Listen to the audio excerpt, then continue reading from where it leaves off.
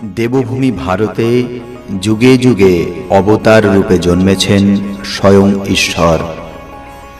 এমনই এক দিব্য জীবন যার সাথে কথোপকথনে সেই সাক্ষাৎকার তুলে এনেছিলেন শ্রী মহেন্দ্রনাথ গুপ্ত। শ্রী গদাধর চট্টোপাধ্যায় হুগলি জেলার কামারপুকুরে জন্মগ্রহণ করেন এবং পরবর্তীকালে দক্ষিণেশ্বর কালী মন্দিরে কঠোর সাধনায় সিদ্ধিপ্রাপ্ত হন। তার নাম হয় শ্রী শ্রী রামকৃষ্ণ পরমহংস। শ্রী শ্রী রামকৃষ্ণ কথামৃত শ্রী রামকৃষ্ণের বাণীর অমৃত। ইহা একটি বাংলা 5 খণ্ডের রচনা, যা মহেন্দ্রনাথ গুপ্তের কথোপকথন। শ্রী শ্রী রামকৃষ্ণ কথামৃত একটি পবিত্র ধর্মগ্রন্থ হিসাবে অনুসারীদের মধ্যে সম্মানিত। আপনারা শুনছেন দেবভূমি ভারত।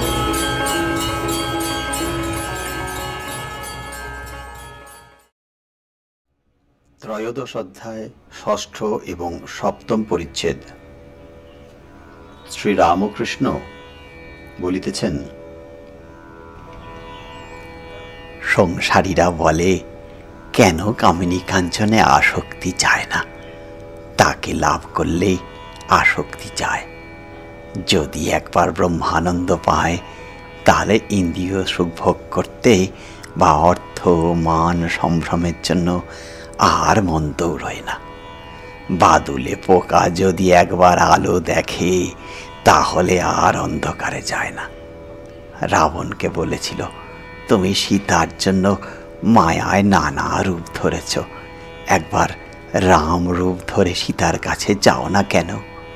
রাবণ বললে, তুচ্ছং ব্রহ্মপদম পরম বোধ সংগ্রহ কৃতঃ।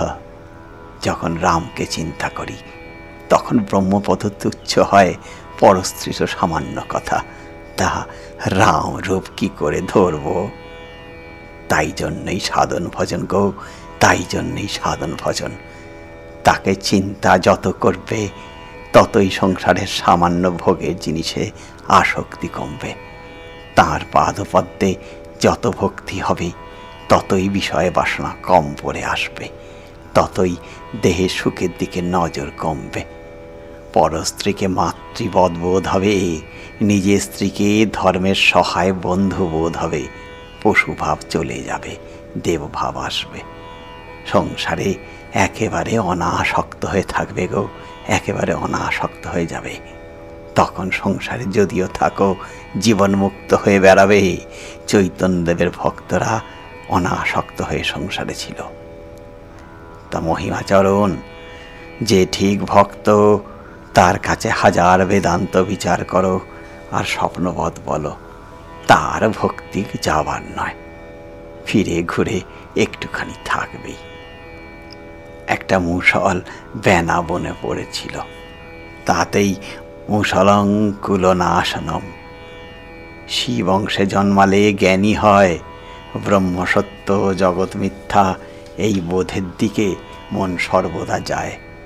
বিষ্ণু অংশে জন্মালে প্রেম ভক্তি হয়, সে প্রেম ভক্তি যাবার নয়।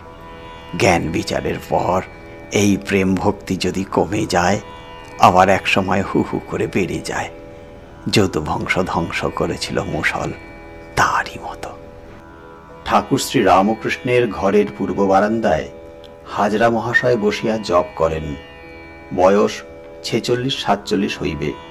ঠাকুরের দেশের লোক। অনেকদিন হইতে বৈরাগ্য হইয়াছে। বাহিরে বাহিরে বেড়ান, কখনো কখনো বাড়িতে গিয়া থাকেন। বাড়িতে কিছু জমি টমি আছে, তাহাতে স্ত্রী পুত্রকন্যাদের ভরণ পোষণ হয়। তবে প্রায় 1000 টাকার দেনা আছে। তজ্জন্য হাজরা মহাশয় সর্বদা চিন্তিত থাকেন ও কিসে শোধ যায় সর্বদা চেষ্টা করেন। কলিকাতায় সর্বদা যাতায়াত আছে। সেখানে ঠনঠনে নিবাসী শ্রীযুক্ত ঈশানচন্দ্র মুখোপাধ্যায় মহাশয় তাহাকে সাতিশয় যত্ন করেন ও সাধুন্যায় সেবা করেন। ঠাকুর শ্রী রামকৃষ্ণ তাহাকে যত্ন করে রেখেছেন। কাপড় ছিঁড়ে গেলে কাপড় কিনে দেওয়ান, সর্বদা সংবাদ লন ও ঈশ্বরীয় কথা তাহার সঙ্গে সর্বদা হয়ে থাকে। হাজরা মহাশয় বড় তার্কিক। প্রায় কথা কহিতে কহিতে তর্কের তরঙ্গে ভেসে গিয়ে একদিকে চলে যেতেন। বারান্দায় আসন করে সর্বদা জপের মালালয়ে জপ করতেন। হাজরা মহাশয়ের মাতা ঠাকুরানীর অসুখ সংবাদ আসিয়াছে। রামলালকে দেশ থেকে আসবার সময় তিনি হাতে ধরে অনেক করে বলেছিলেন, খুড়ো মহাশয়কে আমার কাকুতি মিনতি জানিয়ে বলো তিনি যেন প্রতাপকে বলে কয়ে দেশে পাঠিয়ে দেন, একবার যেন আমার সঙ্গে দেখা হয়। ঠাকুর তাই হাজরাকে বলেছিলেন, একবার বাড়িতে গিয়ে মার সঙ্গে দেখা করে এসো। তিনি রামলালকে অনেক করে বলে দিয়েছেন, মাকে কষ্ট দিয়ে কখনো ঈশ্বরকে ডাকা যায়, একবার দেখা দিয়ে বরং চলে এসো। ভক্তের মজলিস ভাঙিলে পর মহিমাচরণ হাজরাকে সঙ্গে করিয়া ঠাকুরের কাছে উপস্থিত হইলেন। মাস্টারও আছে। মহিমাচরণ শ্রীরামকৃষ্ণের প্রতি বলিলেন, মহাশয়, আপনার কাছে দরবার আছে। আপনি কেন হাজরাকে বাড়ি যেতে বলেছেন? আবার সংসারে যেতে ওর ইচ্ছা নাই।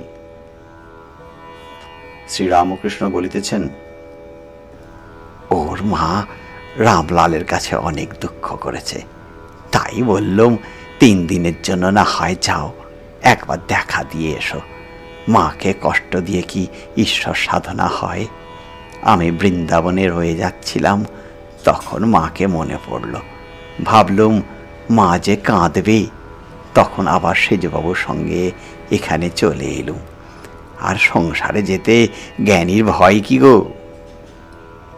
মহিমাচরণ সহাস্যে বলিলেন, মহাশয়, জ্ঞান হলে তো। শ্রীরামকৃষ্ণ সহাস্যে বলিলেন, আজ রাত তো সবই হয়েছে, একটু সংসারে মন আছে, ছেলেরা রয়েছে, কিছু টাকা ধার রয়েছে, মামির সব অসুখ সেরে গেছে, একটু কসুর আছে। মহিমাচরণ বলিলেন, কোথায় জ্ঞান হয়েছে মহাশয়? শ্রীরামকৃষ্ণ হাসিয়া বলিলেন, না গো, তুমি জানো না। সবাই বলে হাজরা একটি লোক রাসমণির ঠাকুর বাড়িতে আছে, হাজরারই নাম করে, এখানকার নাম কেউ করে না। হাজরা বলিলেন, আপনি নিরুপম, আপনার উপমা নাই, তাই কেউ আপনাকে বুঝতে পারে না। শ্রীরামকৃষ্ণ বলিলেন, তবেই নিরুপমের সঙ্গে কোনো কাজ হয় না, তা এখানকার নাম কেউ করবে কেন গা? মহিমাচরণ বলিলেন, মহাশয়, ও কি জানে? আপনি যেরূপ উপদেশ দেবেন ও তাই করবে। শ্রীরামকৃষ্ণ বলিলেন, কেন? তুমি ওকে বরং জিজ্ঞাসা করো, ও আমায় বলেছে তোমার সঙ্গে আমার কোনো লেনা দেনা নাই। মহিমাচরণ বলিলেন, ভারী তর্ক করে। শ্রীরামকৃষ্ণ বলিলেন, ও মাঝে মাঝে আমায় আবার শিক্ষা দেয়। তর্ক যখন করে হয়তো আমি গালাগালি দিয়ে বসলুম, তর্কের পরে মশারির ভিতরে হয়তো শুয়েছি, আবার কি বলেছি মনে করে বেরিয়ে এসে হাজরাকে পেন্নাম করে যাই, তবে হয়। তা হাজরা, তুমি শুদ্ধাত্মাকে ঈশ্বর বলো কেন গা? শুদ্ধাত্মা নিষ্ক্রিয়, 3 অবস্থার সাক্ষী স্বরূপ। যখন সৃষ্টি, স্থিতি, প্রলয় কার্য ভাবি, তখন তাকে ঈশ্বর বলি। শুদ্ধাত্মা কিরূপ? যেমন চুম্বক পাথর অনেক দূরে আছে, কিন্তু ছুঁচ নড়ছে, চুম্বক পাথর চুপ করে আছে, নিষ্ক্রিয়। ত্রয়োদশ অধ্যায়, অষ্টম পরিচ্ছেদ। সন্ধ্যা আগত প্রায়। ঠাকুর পাদচারণ করিতেছেন। মণি একাকী বসিয়া আছেন ও চিন্তা করিতেছেন দেখিয়া ঠাকুর হঠাৎ তাহাকে সম্বোধন করিয়া সস্নেহে বলিতেছেন, গোটা 2-1 মার্কিনের জামা দিও, সকলের জামা তো পরি না। কাপ্তেনকে বলবো মনে করেছিলাম, তা তুমি দিও। মণি দাঁড়াইয়া উঠিয়াছিলেন, বলিলেন, যে আজ্ঞা। সন্ধ্যা হইল। শ্রীরামকৃষ্ণের ঘরে ধূনা দেয়া হইল। তিনি ঠাকুরদের প্রণাম করিয়া বীজ মন্ত্র জপিয়া নাম গান করিতেছেন। ঘরের বাহিরে অপূর্ব শোভা। কার্তিক মাসের শুক্লপক্ষের সপ্তমী তিথি। বিমল চন্দ্রকিরণে একদিকে ঠাকুর বাড়ি হাসিতেছে, আর একদিকে ভাগীরথী বক্ষ সুপ্ত শিশুর বক্ষের ন্যায় ঈষৎ বিকম্পিত হইতেছে। জোয়ার পূর্ণ হইয়া আসিল।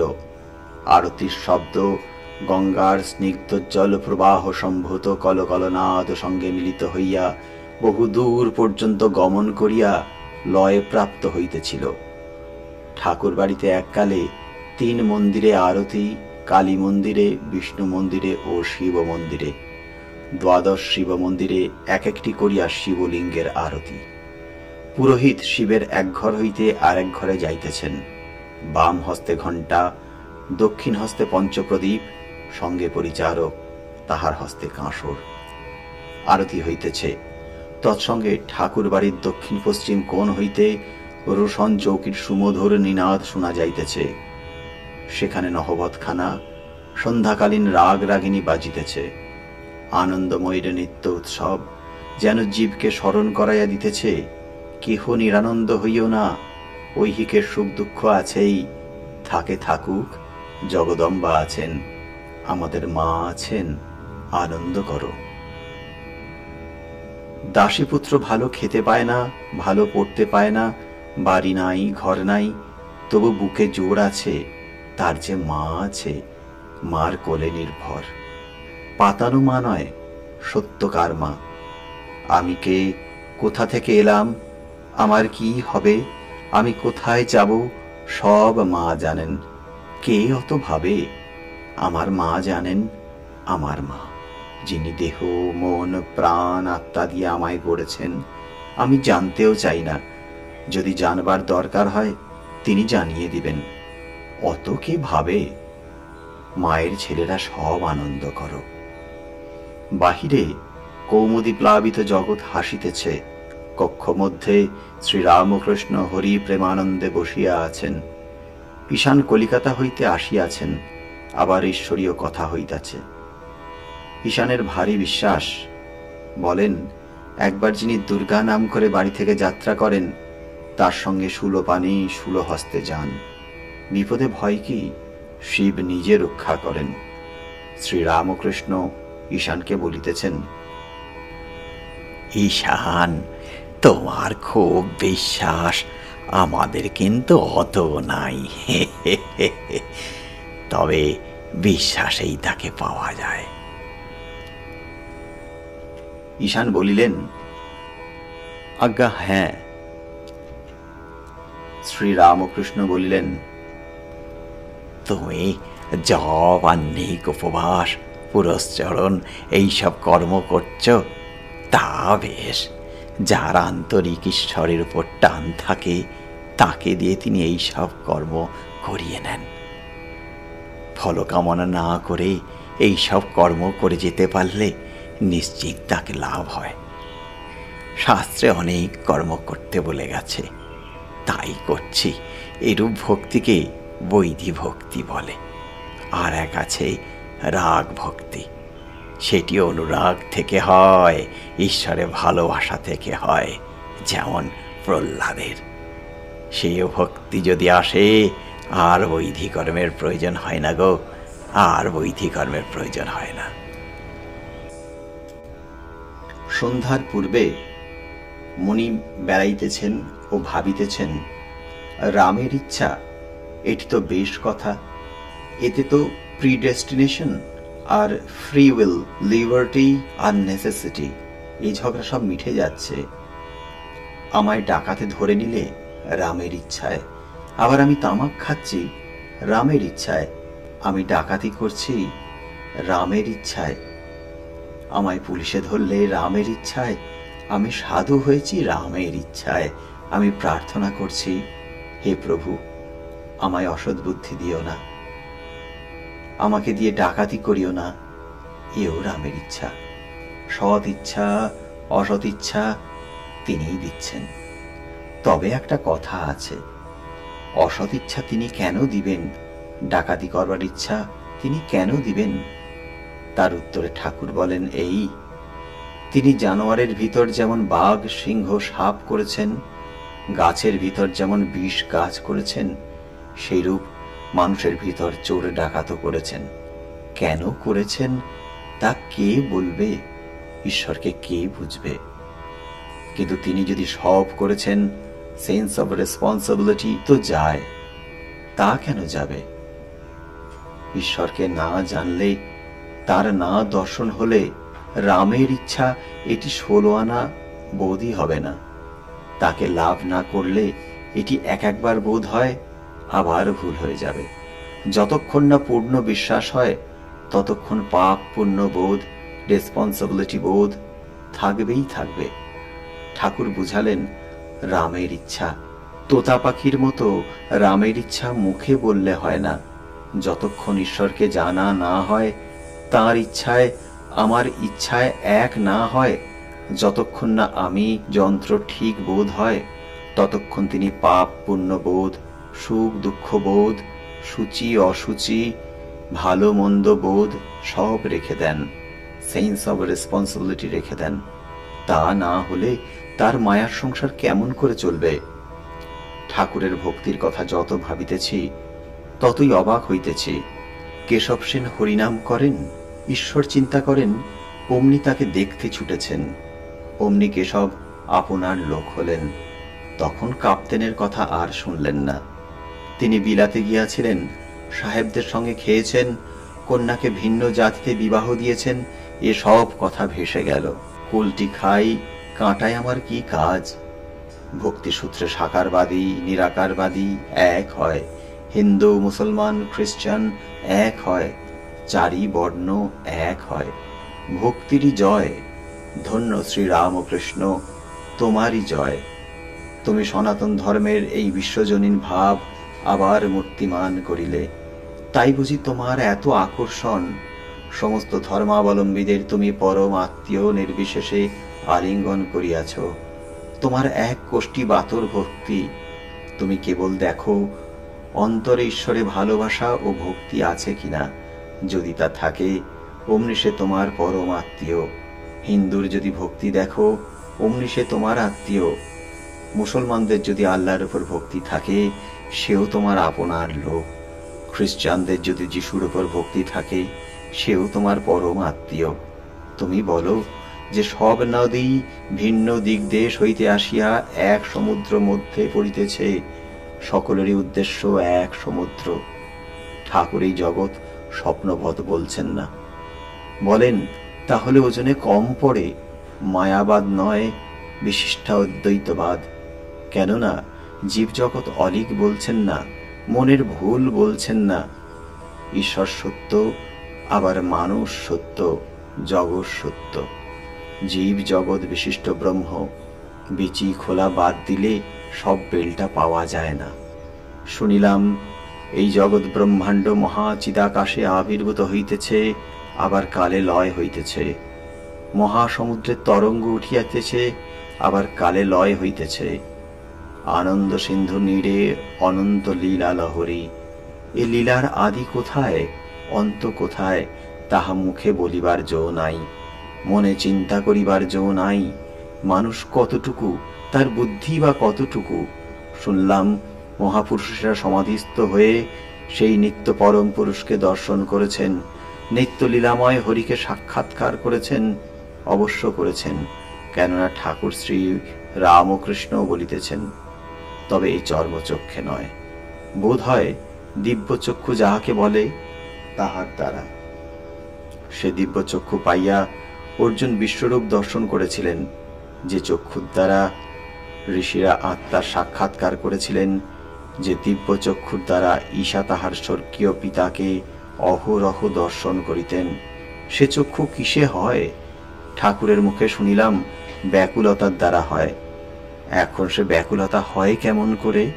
সংসার কি ত্যাগ করতে হবে? কই, তাও তো আজ বললেন না।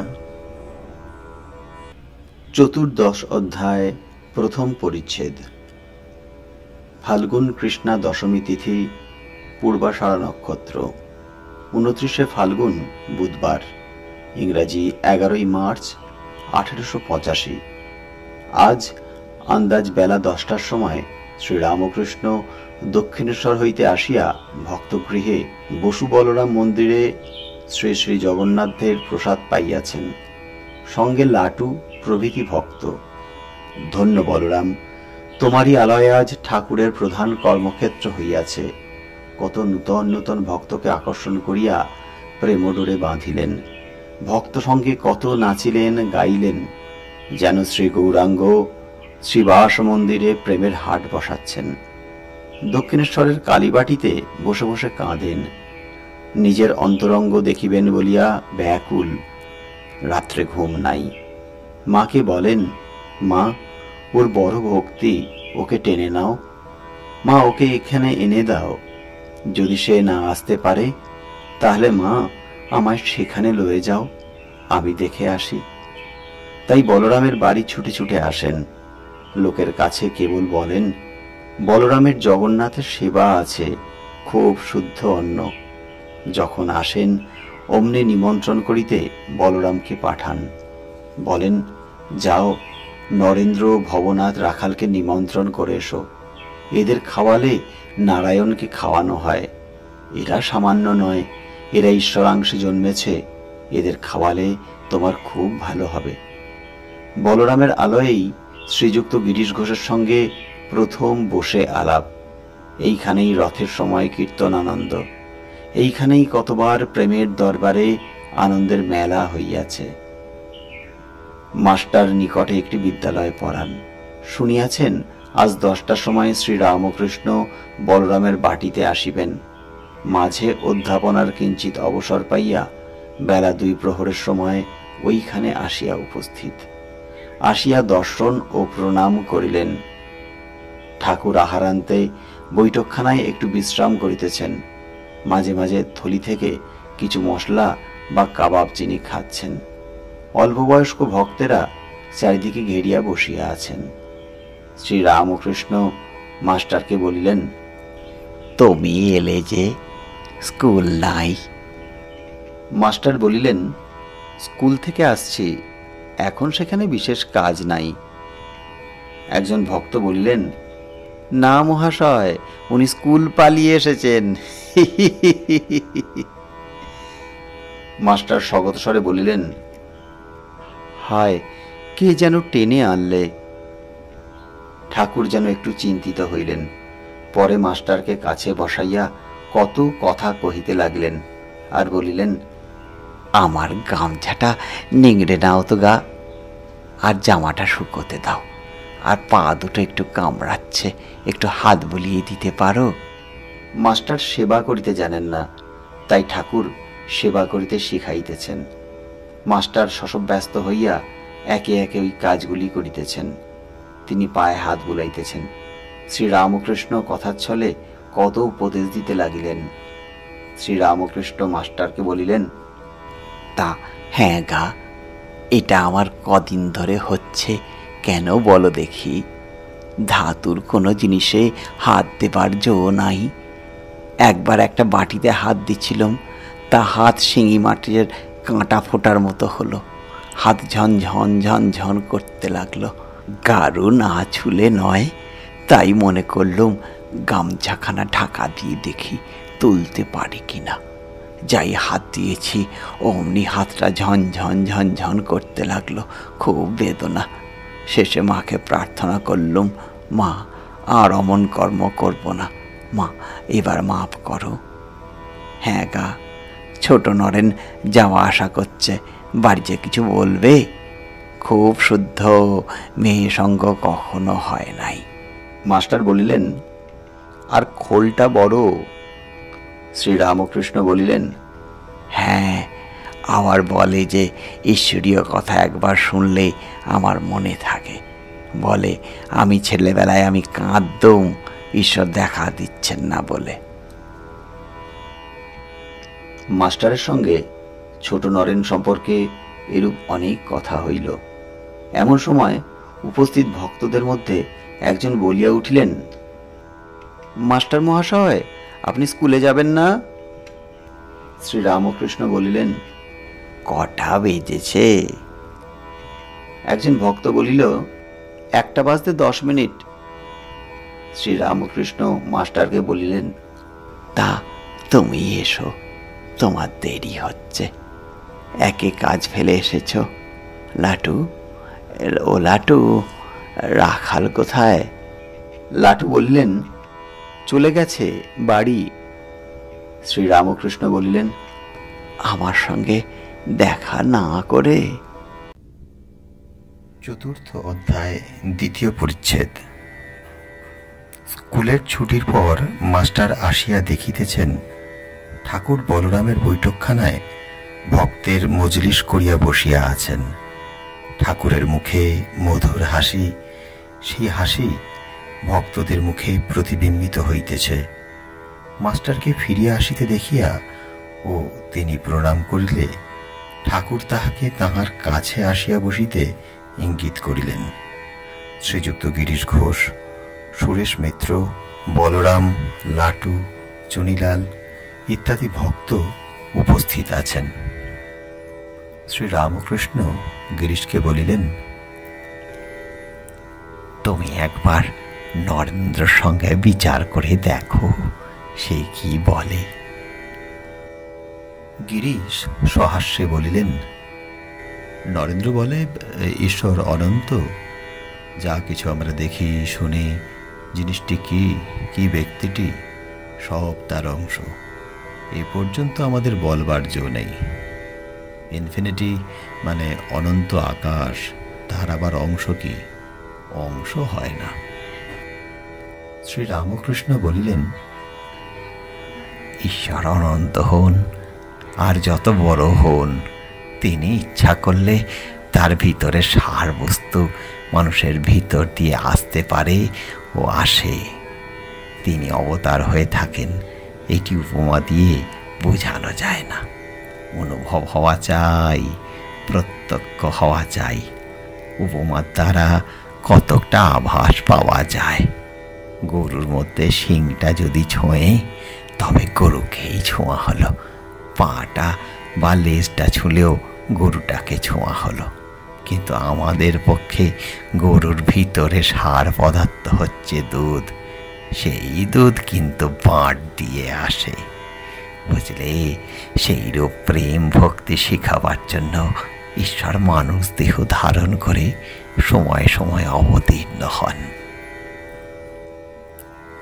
গিরিশচন্দ্র বলিলেন, নরেন্দ্র বলে তার কি সব ধারণা করা যায়? তিনি অনন্ত। শ্রীরামকৃষ্ণ গিরিশকে বলিলেন, ঈশ্বরের সব ধারণা কে করতে পারে গা? তার বড় ভাবটাও পারে না, আবার ছোট ভাবটাও পারে না। আর সব ধারণা করার কথা কি দরকার? তাকে প্রত্যক্ষ করতে পারলেই হলো। তার অবতারকে দেখলেই তাকে দেখা হলো। কেউ যদি গঙ্গার কাছে গিয়ে গঙ্গার জল স্পর্শ করে, সে বলে, গঙ্গা দর্শন স্পর্শন করে এলুম। সব গঙ্গাটা হরিদ্বার থেকে গঙ্গা সাগর পর্যন্ত হাত দিয়ে ছুঁতে হয় না, বুঝলে? তোমার পাটা যদি ছুঁই, তোমাকে ছোঁয়াই হলো। যদি সাগরের কাছে গিয়ে একটু জল স্পর্শ করো, তাহলে সাগর স্পর্শ করাই হলো। অগ্নিতত্ত্ব সব জায়গায় আছে, তবে কাঠে বেশি। গিরিশ হাসিতে হাসিতে বলিলেন, তাহলে যেখানে আগুন পাবো সেইখানেই আমার দরকার। শ্রীরামকৃষ্ণ হাসিতে হাসিতে বলিলেন, হ্যাঁ হ্যাঁ, ঠিক বলেছ। অগ্নিতত্ত্ব কাঠে বেশি। ঈশ্বর তত্ত্ব যদি খোঁজো, মানুষে খুঁজবে। মানুষে তিনি বেশি প্রকাশ হন। যে মানুষে দেখবে উজ্জিত ভক্তি, প্রেম ও ভক্তি উথলে পড়ছে, ঈশ্বরের জন্য পাগল, তার প্রেমে মাতোয়ারা, সেই মানুষে নিশ্চিত যেন তিনি অবতীর্ণ হয়েছেন। তা মাস্টার, তিনি তো আছেনই, তবে তার শক্তি কোথাও বেশি প্রকাশ, কোথাও বা কম প্রকাশ। অবতারের ভিতর তার শক্তি বেশি প্রকাশ। সেই শক্তি কখনো কখনো পূর্ণভাবে থাকে, শক্তিরই অবতার। গিরিশচন্দ্র বলিলেন, নরেন্দ্র বলে তিনি অবাং মনসা গোচর। শ্রীরামকৃষ্ণ বলিলেন, না, এ মনের গোচর নয় বটে, শুদ্ধ মনের গোচর। এ বুদ্ধির গোচর নয়, কিন্তু শুদ্ধ বুদ্ধির গোচর। কামিনী কাঞ্চনে আসক্তি গেলেই শুদ্ধ মন আর শুদ্ধ বুদ্ধি হয়। তখন শুদ্ধ মন শুদ্ধ বুদ্ধি এক। শুদ্ধ মনের গোচর ঋষিমুনিরা কি তাকে দেখেন নাই? তারা চৈতন্যের দ্বারা চৈতন্যের সাক্ষাৎকার করেছিলেন গো, চৈতন্যের সাক্ষাৎকার করেছিলেন। গিরিশচন্দ্র বলিলেন, নরেন্দ্র কিন্তু আমার কাছে তর্কে হেরেছে। শ্রীরামকৃষ্ণ বলিলেন, না, আমায় বলেছে গিরিশ ঘোষের মানুষকে অবতার বলে অত বিশ্বাস। এখন আমি আর কি বলবো, অমন বিশ্বাসের ওপর কিছু বলতে নাই। গিরিশ সহাস্যে বলিলেন, মহাশয়, আমরা সব হল হল করে কথা করছি, কিন্তু মাস্টার ঠোঁট চিপে বসে আছে। কি ভাবে মহাশয়, কি বলুন? শ্রীরামকৃষ্ণ হাসিতে হাসিতে বলিলেন, মুখল সাপ ভেতর মুদে, কান তুলছে দীঘল ঘোমটা নারী। পানা পুকুরের শীতল জল বড় মন্দকারী গো, বড় মন্দকারী।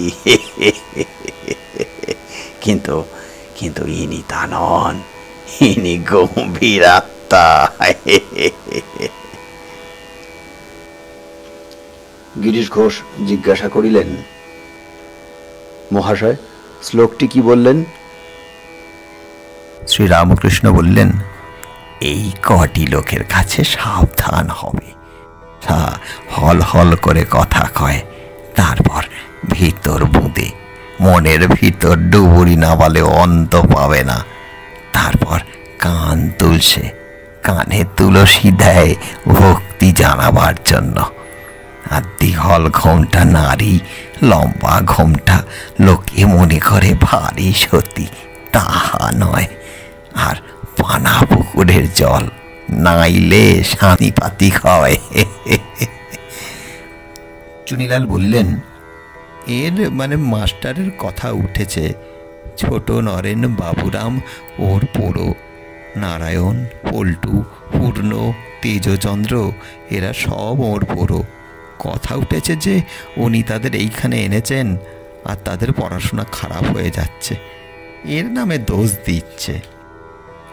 শ্রীরামকৃষ্ণ বলিলেন, তাদের কথা কে বিশ্বাস করবে গা? এই সকল কথাবার্তা হইতেছে, এমন সময় নারায়ণ আসিয়া ঠাকুরকে প্রণাম করিল। নারায়ণ গৌরবর্ণ, 17-18 বছর বয়স, স্কুলে পড়ে। ঠাকুর শ্রীরামকৃষ্ণ তাহাকে বড় ভালোবাসেন। তাকে দেখবার জন্য, তাকে খাওয়াবার জন্য ব্যাকুল। তার জন্য দক্ষিণেশ্বরে বসে বসে কাঁদেন। নারায়ণকে তিনি সাক্ষাৎ নারায়ণ দেখেন। গিরিশচন্দ্র ঘোষ নারায়ণকে দেখিয়া বলিলেন, কে খবর দিলে? মাস্টারই দেখি সব সারলে। হ্যাঁ? শ্রীরামকৃষ্ণ হাসিতে হাসিতে বলিলেন, রোসো বাবু রোসো, চুপচাপ করে থাকো। এরা মাস্টারের নামে একে বদনাম উঠেছে। আবার নরেন্দ্রের কথা পড়িল। একজন ভক্ত বলিলেন, এখন তত আসেন না কেন? শ্রীরামকৃষ্ণ বলিলেন, অন্য চিন্তা চমৎকারা, কালিদাস হয় বুদ্ধিহারা। বলরাম বলিলেন, শিবগুহের বাড়ির ছেলে অন্নদা গুহের কাছে খুব আনাগোনা আছে। শ্রীরামকৃষ্ণ বলিলেন, হ্যাঁ, একজন অফিসওয়ালাদের বাসায় নরেন্দ্র, অন্নদা এরা সব যায়। সেখানে এরা ব্রাহ্ম সমাজ করে। একজন ভক্ত বলিলেন, তার মানে অফিসওয়ালার নাম তারাপদ। বলরাম বসু হাসিতে হাসিতে বলিলেন, বামুনেরা বলে অন্নদা ঘো লোকটার বড় অহংকার। শ্রীরামকৃষ্ণ বলিলেন, বামুনদের ওসব কথা শোনো না গো, তাদের তো জানো না দিলেই খারাপ লোক, আর দিলেই ভালো। অন্নদাকে আমি চিনি, ভালো লোক গো, বড় ভালো লোক, বড় ভালো লোক। চতুর্দশ অধ্যায়, তৃতীয় পরিচ্ছেদ। ঠাকুর গান শুনিবেন ইচ্ছা প্রকাশ করিলেন। বলরামের বৈঠকখানায় এক ঘর লোক, সকলেই তাহার পানে চাহিয়া আছেন। কি বলেন শুনিবেন, কি করেন দেখিবেন। শ্রীযুক্ত তারাপদ গাহিতেছেন, কেশব কুরু করুণা দিনে কুঞ্জ কানন চারি। কেশব কুরু করুণা দিনে কুঞ্জ কানন চারি। মাধব মনোমোহন, মাধব মনোমোহন, মোহন মুরলীধারী। কেশব কুরু করুণা দিনে কুঞ্জ কানন চারি। কেশব কুরু করুণা দিনে কুঞ্জ কানন চারি। মাধব মনোমোহন, মাধব মনোমোহন, মোহন মুরলীধারী। কেশব কুরু করুণা দিনে কুঞ্জ কানন চারি। হরি বল, হরি বল, হরি বল মুনাম। হরি বল, হরি বল, হরি বল মুনাম। ব্রজ কিশোর কালিয় হর, ব্রজ কিশোর কালিয় হর। কাতর ভয় ভঞ্জন, ব্রজ কিশোর কালিয় হর। কাতর ভয় ভঞ্জন, নয়ন বাঁকা বাঁকা শিখি পাখা। নয়ন বাঁকা বাঁকা শিখি পাখা। কাতর ভয় ভঞ্জন। কেশব কুরু করুণা দিনে কুঞ্জ কানন চারি। কেশব কুরু করুণা দিনে কুঞ্জ কানন চারি। গোবর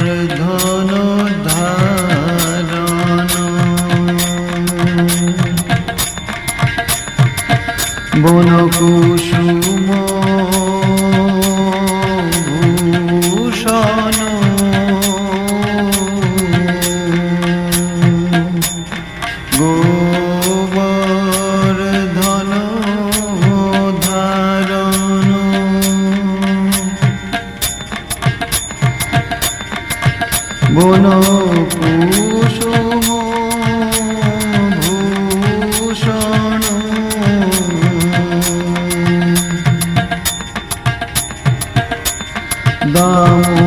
দামোদর কংসোদর পোহারি দামোদর কংসোদর পোহারি শ্যামরাস রস বিহারি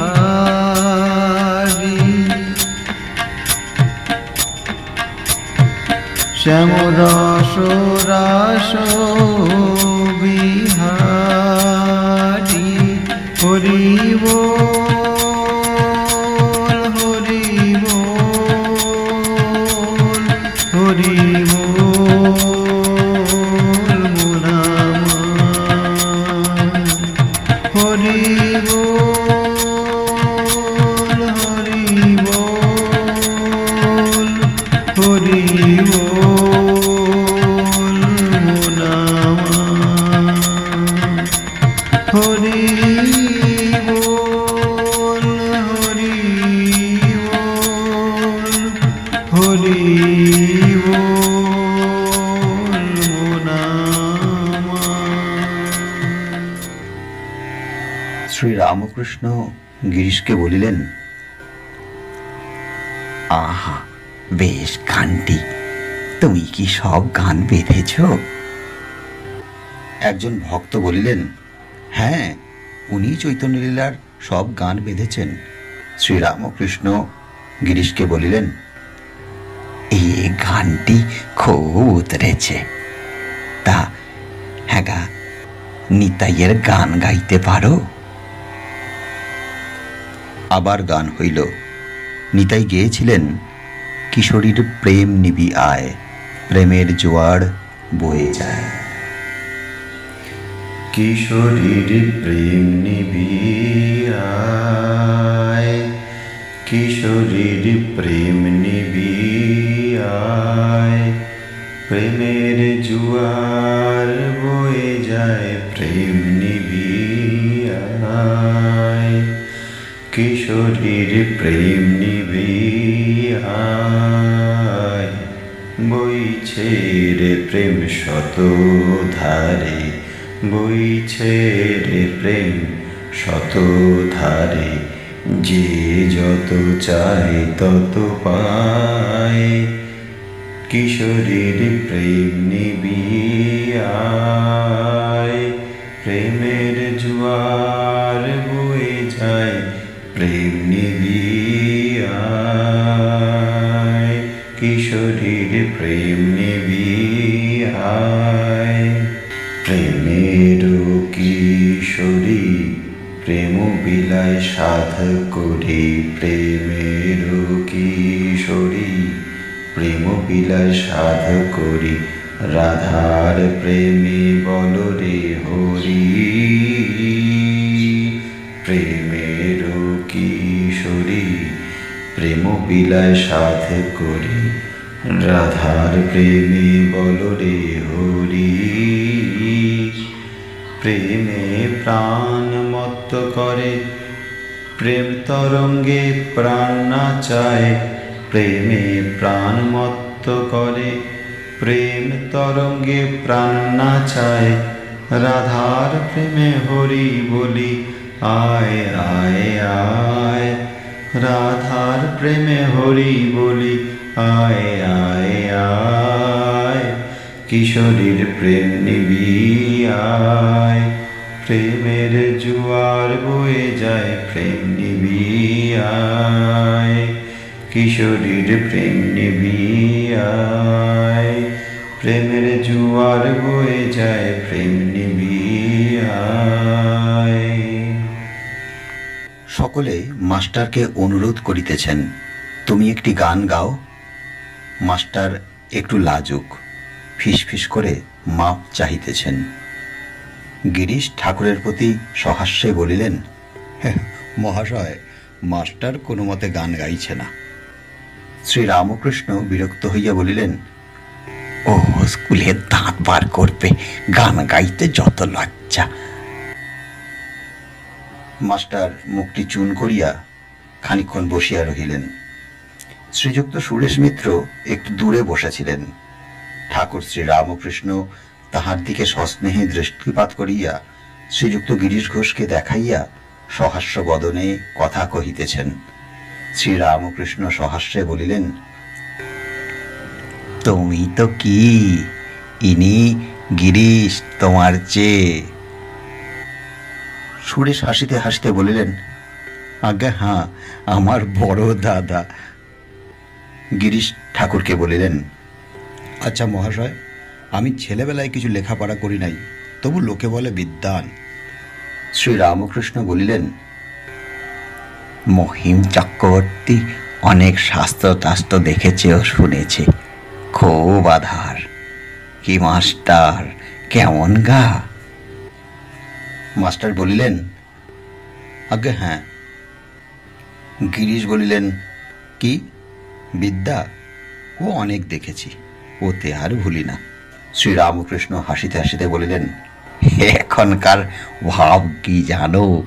বই শাস্ত্রে সব কেবল ঈশ্বরের কাছে পৌঁছিবার পথ বলে দেয়।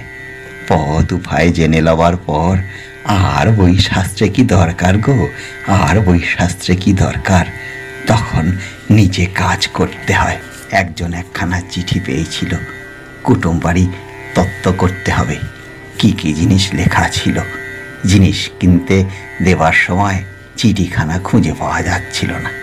কর্তাটি তখন খুব ব্যস্ত হয়ে চিঠির খোঁজ আরম্ভ করলেন। অনেকক্ষণ ধরে অনেকজন মিলে খুঁজলে শেষে চিঠিখানা পাওয়া গেল। তখন আর আনন্দের সীমা নেই। কর্তা ব্যস্ত হয়ে অতি যত্নে চিঠিখানা হাতে নিলেন আর দেখতে লাগলেন কি লেখা আছে।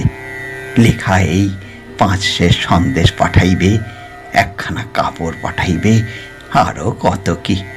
তখন চিঠির দরকার নাই, চিঠি ফেলে দিয়ে সন্দেশ ও কাপড়ের আর অন্যান্য জিনিসের চেষ্টায় বেরুলেন।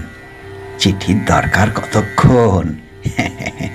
যতক্ষণ সন্দেশ, কাপড় ইত্যাদির বিষয়ে না জানা যায়, তারপরই পাবার চেষ্টা। শাস্ত্রে তাকে পাবার উপায়ের কথা পাবে, কিন্তু খবর সব জেনে কর্ম করতে হয়, তবে তো বস্তু লাভ। শুধু পাণ্ডিত্যে কি হবে? অনেক শ্লোক, অনেক শাস্ত্র পণ্ডিতের জানা থাকতে পারে, কিন্তু যার সংসারে আসক্তি আছে, যার কামিনী কাঞ্চনে মনে মনে ভালোবাসা আছে, তার শাস্ত্র ধারণা হয় না। মিছে পড়া। পাঁজিতে লিখেছে 20 আড়া জল, কিন্তু পাঁজি টিপলে 1 ফোঁটাও পড়ে না। 1 ফোঁটাই পড়, কিন্তু 1 ফোঁটাও পড়ে না।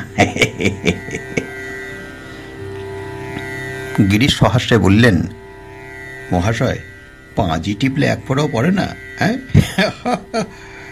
শ্রী রামকৃষ্ণ সহাস্যে বলিলেন, পণ্ডিত খুব লম্বা লম্বা কথা বলে, কিন্তু নজর কোথায়? কামিনী আর কাঞ্চনে।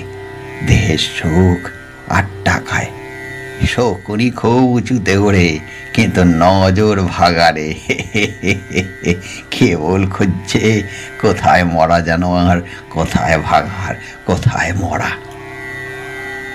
বুঝলে গিরিশ, নরেন্দ্র খুব ভালো গাইতে বাজাতে, পড়ায় শোনায়, বিদ্যায়।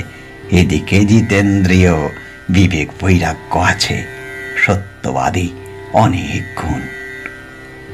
তা মাস্টার কেমন রে, কেমন গা? খুব ভালো নয়? মাস্টার বলিলেন, আজ্ঞা হ্যাঁ, খুব ভালো।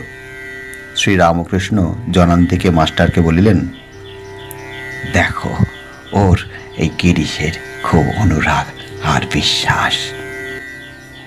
মাস্টার অবাক হইয়া গিরিশকে এক দৃষ্টে দেখিতেছেন। গিরিশ ঠাকুরের কাছে কয়েকদিন আসিতেছেন মাত্র। মাস্টার কিন্তু দেখিলেন যেন পূর্ব পরিচিত, অনেক দিনের আলাপ, পরমাত্মীয়, যেন এক সূত্রে গাথা মণিগণের একটি মণি। নারায়ণ বলিলেন, মহাশয়, আপনার গান হবে না? শ্রী রামকৃষ্ণ সেই মধুর কণ্ঠে মায়ের নাম গুণগান করিতেছেন। যতনে হৃদয়ে রেখো আদরিণী শ্যামাকে, যতনে হৃদয়ে রেখো আদরিণী শ্যামাকে। মন তুই দেখ আর আমি দেখি, তুই দেখ আর আমি দেখি, আর যেন কেউ নাহি দেখে, যতনে হৃদয়ে রেখো আদরিণী শ্যামাকে। কামাদিরে দিয়ে ফাঁকি আয় মন বিরলে দেখি, কাদিরে দিয়ে ফাঁকি আয় মন বিরলে দেখি, রসনারে সঙ্গে রাখি, রসনারে সঙ্গে রাখি, সে যেন মা বলে ডাকে, মাঝে মাঝে সে যেন মা বলে ডাকে, যতনে হৃদয়ে রেখো আদরিণী শ্যামাকে। কুচক্রী কুমন্ত্রী যত নিকট হতে দিও না, কুচক্রী কুমন্ত্রী যত নিকট হতে দিও না, জ্ঞান নয়নে প্রহরী রেখো, জ্ঞান নয়নে প্রহরী রেখো, সে যেন সাবধানে থাকে, আহা খুব যেন সাবধানে থাকে, যতনে হৃদয়ে রেখো আদরিণী শ্যামাকে। মন তুই দেখ আর আমি দেখি, মন তুই দেখ আর আমি দেখি,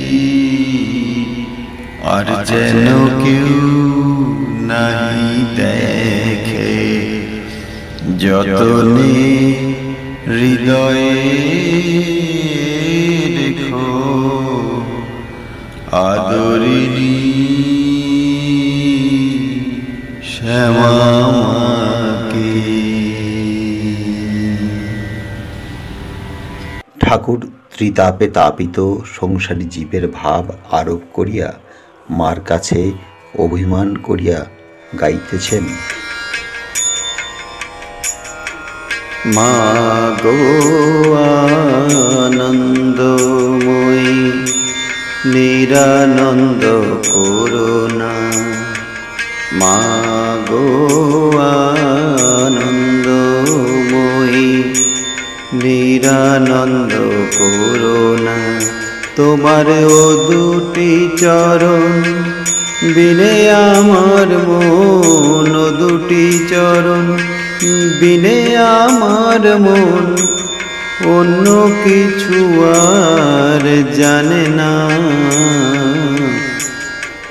মাগো আনন্দময়ী নিরানন্দ করুণা, তপন তনয় আমায় মন্দ কয়, কি বলিব তাই বলো না।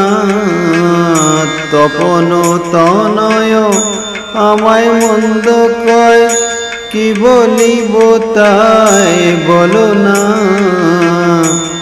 ভবানী বলিয়ে ভবে যাব চলে, মনে ছিল এই বাসনা। অকুল পাথারে ডুবাবি আমারে, অকুল পাথারে ডুবাবি আমারে। ওমা স্বপ্নেও তা তো জানি না।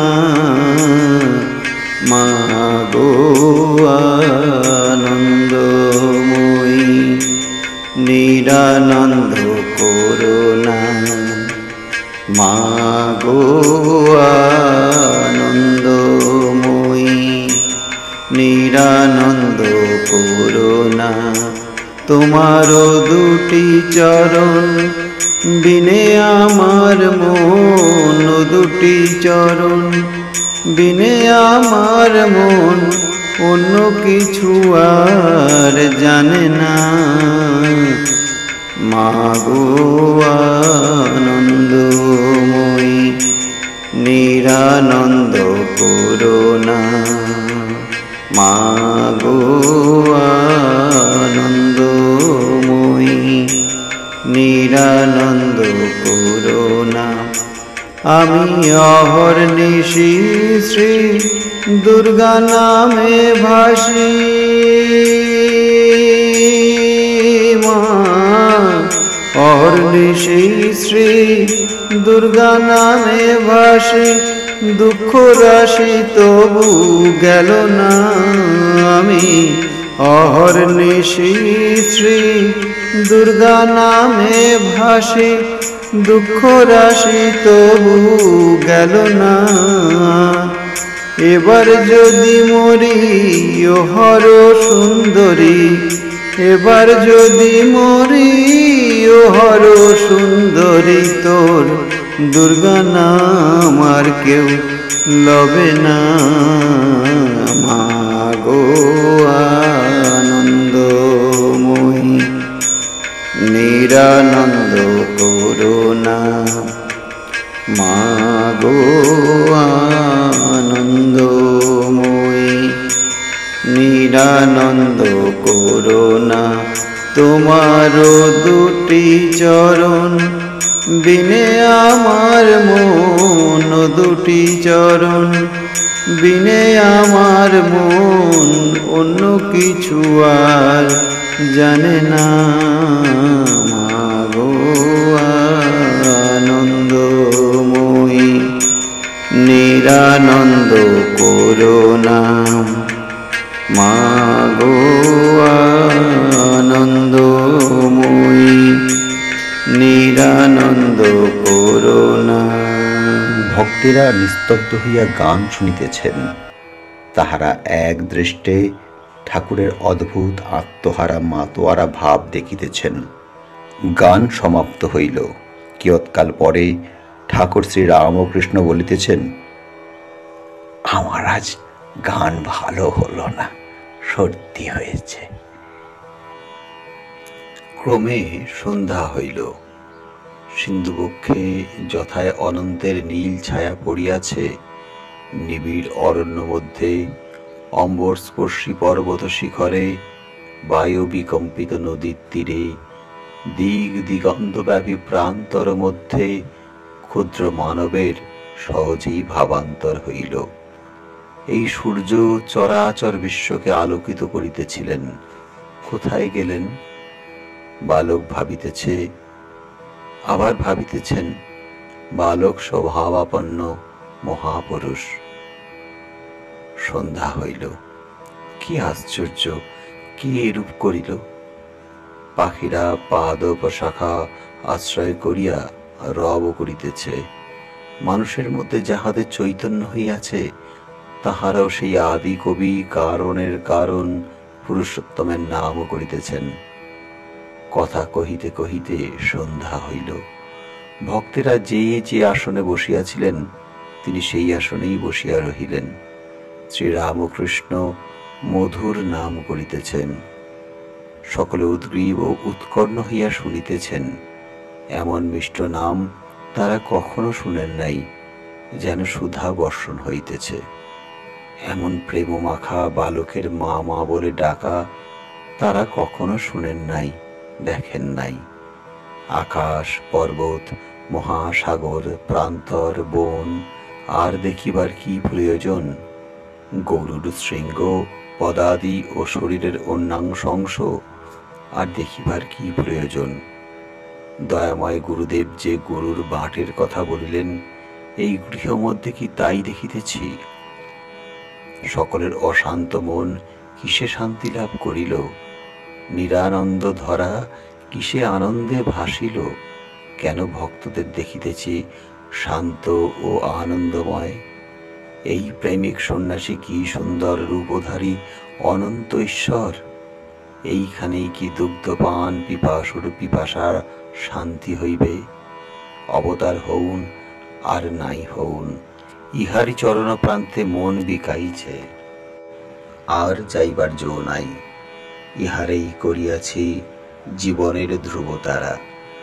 দেখি ইহার হৃদয় সরোবরে সেই আদি পুরুষ কিরূপ প্রতিবিম্ব হইতেছেন। ভক্তেরা কেহ কেহ ঐরূপ চিন্তা করিতেছেন ও শ্রীরামকৃষ্ণের শ্রীমুখ বিগলিত হরিনাম আর মায়ের নাম শ্রবণ করিয়া কৃতকৃতার্থ বোধ করিতেছেন। নামগুলো কীর্তনান্তে ঠাকুর প্রার্থনা করিতেছেন, যেন সাক্ষাৎ ভগবান প্রেমের দেহ ধারণ করিয়া জীবকে শিক্ষা দিতেছেন। কিরূপে প্রার্থনা করিতে হয় বলিলেন, মা, আমি তোমার শরণাগত, তোমার শ্রী পাদপদ্মে শরণ নিলাম। দেহ সুখ চাই না মা, লোকমান্য চাই না, অনিমাদি অষ্টসিদ্ধি চাই না। কেবল এই করো যেন তোমার শ্রী পাদপদ্মে শুদ্ধা ভক্তি হয়, নিষ্কাম অমলা অহৈতুকী ভক্তি হয়।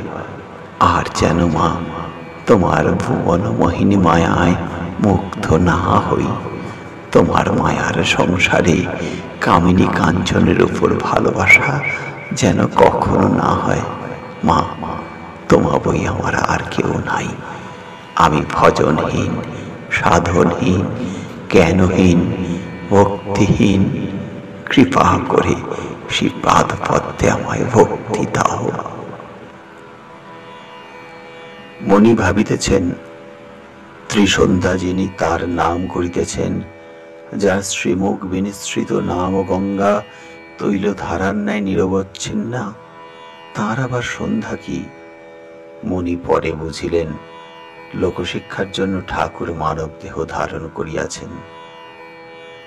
হরি আপনি এসে যোগী বেশে করিলে নাম সংকীর্তন। গিরিশ ঠাকুরকে নিমন্ত্রণ করিলেন, সেই রাত্রেই যেতে হবে। শ্রীরামকৃষ্ণ বলিলেন, তা হ্যাঁ গা, রাত হবে না? গিরিশ বলিলেন, না, যখন ইচ্ছা আপনি যাবেন। আজ আমায় থিয়েটারে যেতে হবে, তাদের ঝগড়া মেটাতে হবে।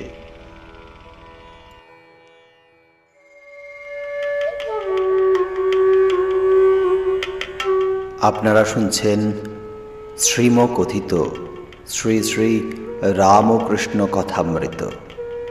প্রতিদিন আমাদের এই চ্যানেলে সম্প্রচারিত হচ্ছে শ্রী শ্রী রামকৃষ্ণ কথামৃতের এক একটি অধ্যায় পরিচ্ছেদ।